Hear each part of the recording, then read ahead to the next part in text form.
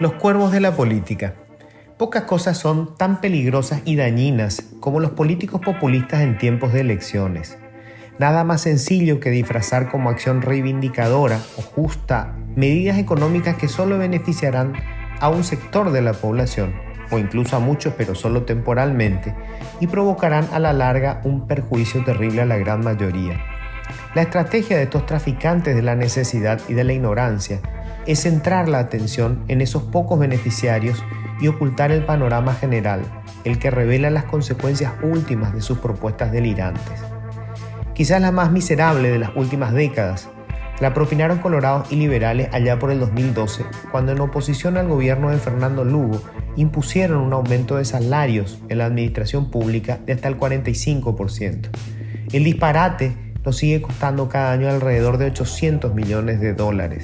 Desde entonces a la fecha, esta acción de absoluta irresponsabilidad política se ha devorado más de $8.000 millones de nuestros impuestos, un dinero que podría haber financiado todo el proceso de reforma educativa o la implementación de un sistema universal de salud pública. Lamentablemente, no importa cuán atroces sean los resultados de las acciones de estos mercaderes de la necesidad humana, las medidas populistas siempre seguirán siendo fáciles de vender, sobre todo en tiempos de crisis. Ahora mismo, sin ir muy lejos, tenemos varias en estudio. Cito algunas de las más recientes.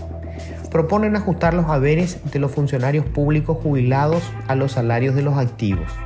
Citan un artículo de la Constitución que en realidad hace referencia a un ajuste por inflación según la interpretación de la propia Corte Suprema de Justicia.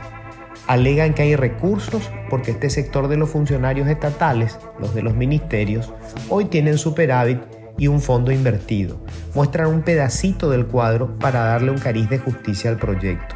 La verdad es que la caja fiscal, que abarca a todos los trabajadores del Estado, incluyendo a docentes, militares y policías, soporta ya un déficit anual de más de $160 millones, un agujero que se cubre con los impuestos que pagamos todos, incluyendo a la gran mayoría que carece de seguro social y que jamás tendrá el beneficio de la jubilación.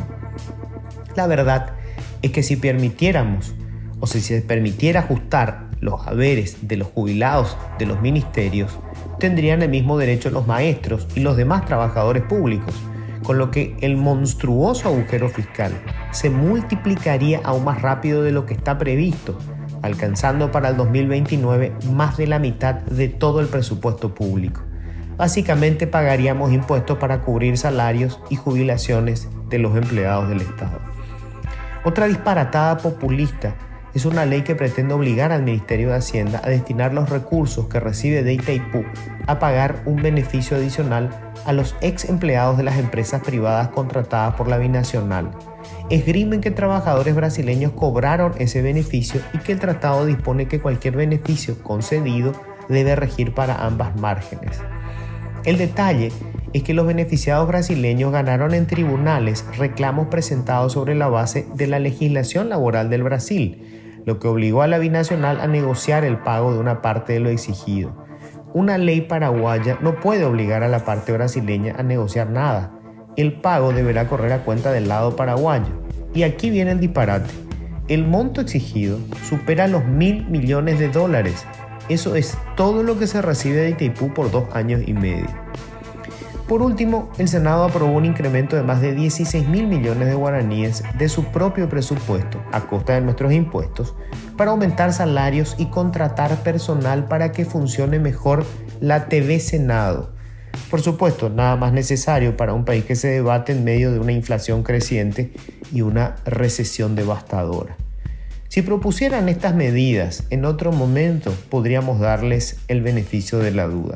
Pero en periodo electoral la conclusión es obvia.